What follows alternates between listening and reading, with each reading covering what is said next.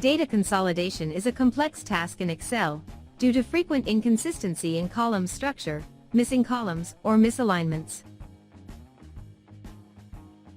You just have to select the folder containing the files with the tables to be consolidated, and then click the desired tables, taking note of the total rows or lines to be imported.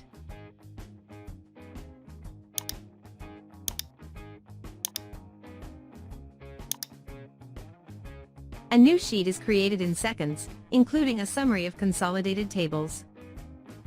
2 columns are added to trace back the source of each line. Each table's rows were added after the previous ones, with the common columns properly aligned.